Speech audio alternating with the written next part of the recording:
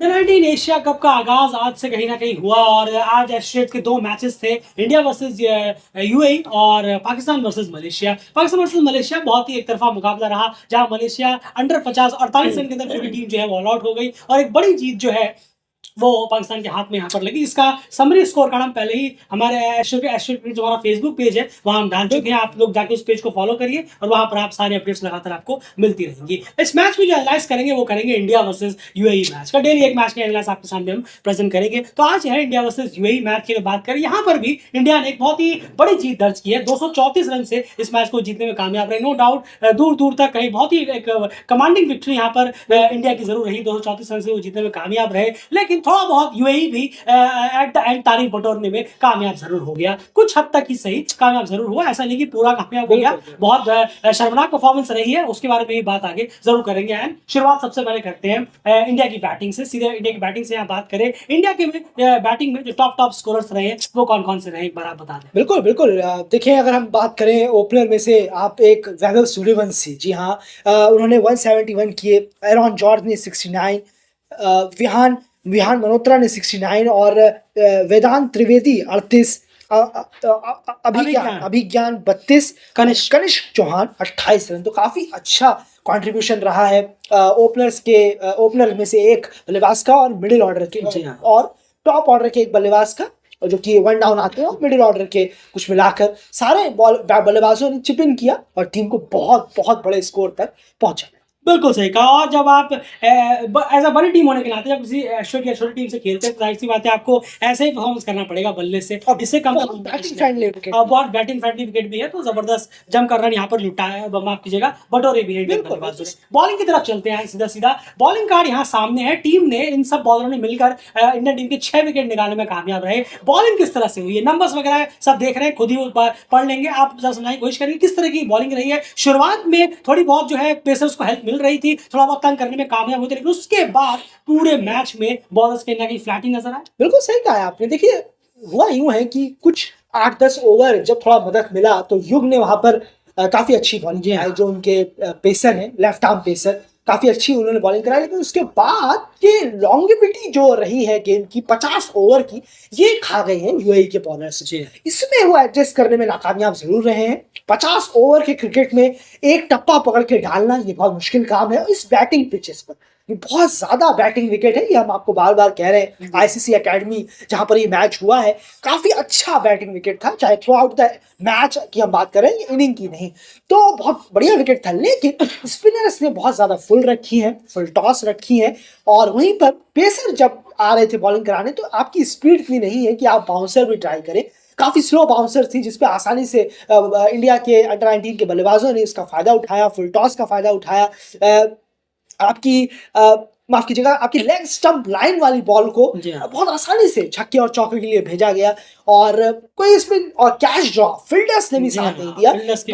बहुत बड़ी वजह रही कि फील्डिंग ने साथ नहीं दिया, चौके गए हैं, बहुत स्लॉपी फील्डिंग रही है, बहुत ज्यादा पुअर फील्डिंग रही है, कहना होगा। जो भी कोच है, ध्यान देने की जरूरत है। इस टूर्नामेंट में आए हैं आप, इस तरीके का स्टैंडर्ड अगर आप दिखाएंगे तो आप पर बहुत ही ज्यादा पथेटिक एक ठप्पा लग जाएगा, क्योंकि आप जब आप टूर्नामेंट पर आते हैं तो अपने आप को और बेहतर करके आना चाहिए। तो सिर्फ फील्डिंग वाइज आप बेहतर हो सकते हैं वहां पर, तो वो भी हमें नजर नहीं आया। और वहीं बॉलर ने जो फील्डिंग का साथ छूटा है, तो बॉलर्स भी बेदम नजर आए अपनी लाइन और लेग्स। बिल्कुल सही कहा आपने। तो ये सूरत हाल रहा बॉलिंग यूनिट का कि आखिर वो क्यों इंडिया को एक ठीक ठाक टोटल में रोकने में नाकामयाब रहे। और उसके बाद जो जिस तरीके का ऑन स्लॉट सूर्यवंशी ने किया, उसके बाद तो वैसे ही जवाब नहीं था। उनका भी कैच 90 के आसपास छूटा। देखिए, वहां भी 70-80 रन टीम बचा सकती थी, बिल्कुल रेटिंग थी, शायद इस स्कोर को 400 से नीचे वो रख पाते, लेकिन ये सब छोटी मोटी चीजें हैं। फील्डिंग भी खराब और फील्डिंग भी बहुत खराब रही है, स्लॉपी फील्डिंग रही है, जिसकी वजह से बाउंड्रीज में भी कन्वर्ट हुआ है। चलिए, बॉलिंग का सूरत हाल बहुत ही डिसअपॉइंट किया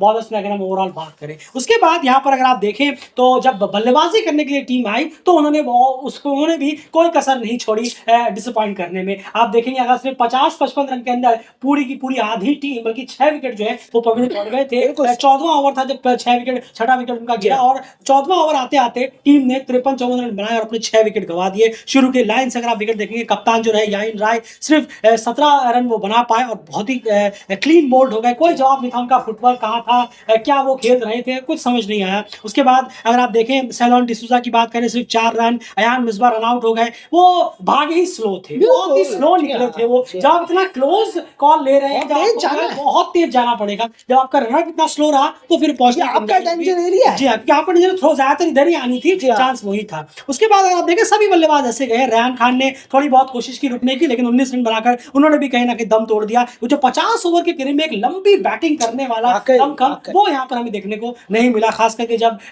थोड़ी सी स्ट्रॉन्ग टीम यहाँ पर सामने नजर आई। उसके बाद यहाँ पर अगर आप देखें 6 विकेट गिरने के बाद लगता है कि शायद बहुत ही जल्दी टीम जो है वो पवेलियन ऑल आउट हो जाएगी, लेकिन उसके बाद यहाँ पर इन दो प्लेयरों ने जिम्मा संभाला, पृथ्वी और अगर मैं बात करूं यहाँ पर सूर्य, इन दोनों ने जो पार्टनरशिप की है, इन दोनों ने मैच को काफी खींचकर वो लेकर गए, सिंगल्स डबल्स निकाले, ज्यादा रैश शॉट से उन्होंने बचने की कोशिश की, ज्यादा हवाई फायर नहीं किए, बीच में एक आध शॉट्स खेले, लेकिन ज्यादातर उन्होंने यही कोशिश की कि हम ज्यादा से ज्यादा बैटिंग करें, जितने ओवर्स खेल सके उतने बैटिंग करें, और उसमें वो कामयाब भी हुए। हालांकि अगर आप देखें इंडिया ने जो है अपने बॉलर्स भी कई सारे पार्ट टाइम बॉलर्स बीच में इस्तेमाल उन्होंने किए, जिसका भी फायदा टीम को मिला, लेकिन फिर जब बॉलर्स आए, मेन बॉलर्स आए, उनको भी इतनी आसानी से विकेट दिए नहीं। अगर आप देखेंगे इस सेकंड हाफ में तो 13.4 ओवर में टीम ने अपने 6 विकेट गंवा दिए थे 55 या 56 रन के अंदर। उसके बाद 50 ओवर तक जाते जाते सिर्फ टीम ने 1 विकेट गंवाया, यानी आप देखें तो 36 ओवर इंडिया ने बॉलिंग कराई बाद में और उन्हें सिर्फ 1 विकेट मिला। इसका बहुत सारा क्रेडिट सूर्य और पृथ्वी को कहीं ना कहीं जाता है, जिन्होंने एक अच्छी खासी लॉन्ग स्टैंडिंग पार्टनरशिप खेली है। उसके बाद उदेश शुरू की जहां तक इनिंग की बात करें, उन्होंने एक अच्छी 50 जरूर लगाई, और इसी 50 उनका कंप्लीट हुआ तो उन्होंने कुछ अच्छे शॉट्स भी लगाए थे, इस तरह बाउंड्रीज वगैरह सिक्सेस भी उन्होंने लगाने शुरू कर दिए, जिसकी वजह से वो जो है अपने स्कोर को 78 तक ले जाने में कामयाब रहे। डेफिनेटली यहाँ थोड़ा बहुत बल्लेबाजों का ऊपर था, बल्लेबाजों को और कहीं ना कहीं उन्होंने दिखाया कि आप थोड़ा सा अगर ठहरते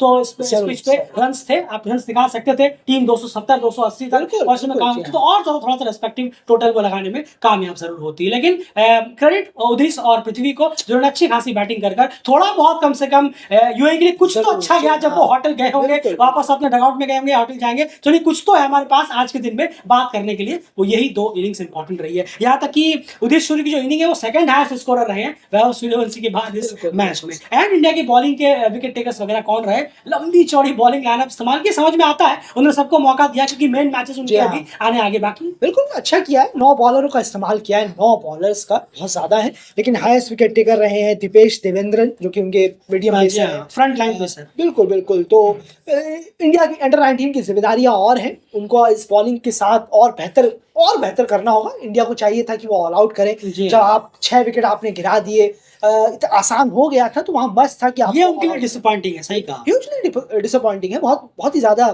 खराब ये एक आउटिंग रही है बॉलिंग के लिहाज से, कि आप ऑल आउट नहीं कर पाए ओपोनेंट को, जबकि ओपोनेंट 6 विकेट गिरा चुके थे आप। तो ये चीज इंडिया अंडर 19 को नोटिस करनी होगी अगर उन्हें चैंपियन बनना है, अच्छा करना है, आगे अच्छी टीमों का सामना होगा। यहाँ पर कुछ एक आध टीमें बहुत अच्छी हैं अंडर 19 में एशिया कप में, तो वो टेस्ट जरूर लेंगी इस बॉलिंग का, क्योंकि थोड़ी सी पोल भी खुली है। ऐसा नहीं है कि यहाँ पर पकड़ था, ऑल आउट कर देना चाहिए था 25-30 ओवर के अंदर, जब आपने पूरा मैच को पकड़ लिया था। उसके बाद आपके बॉलर्स ने थोड़ी ढिलाई बरपी, कब तक थोड़ा सा आप ट्रायल के लिए चले गए, थोड़ा आप लेजी हो गए शायद कि चलिए अब हम थोड़ा खेलते हैं, ये नहीं होना चाहिए। जब ये डोमिनेटिंग विक्ट्री होना बहुत ज़रूरी है, ये चीज़ें थोड़ा सा बेहतर करने की ज़रूरत है कि हमें डोमिनेट विक्ट्री करना है, जीतना है, रौंदना है, कुचलना है, इस तरीके का माइंडसेट रखना इस टूर्नामेंट में बहुत ज़रूरी होता है। बिल्कुल, चलिए फिलहाल इस वीडियो में इतना ही। तो बड़ी जीत यहाँ जरूर मिली है, लेकिन फिर भी थोड़े बहुत क्वेश्चन मार्क्स इंडिया के लिए भी रहे हैं, खास करके बॉलिंग डिपार्टमेंट में, और यूएई ने थोड़ा बहुत अपने लिए कुछ एफर्ट जरूर लगाया, जिसकी वजह से थोड़ा बहुत वो भी इस मैच के बाद अपने घर जरूर लेकर गए। फिलहाल इस वीडियो में इतना ही। बने रहिए डेल क्रिकेट चैनल के साथ, हमारे एस्ट्रोनेट फेसबुक पेज को जाकर अभी के अभी फॉलो कर लीजिए, चैनल को सब्सक्राइब जरूर करें।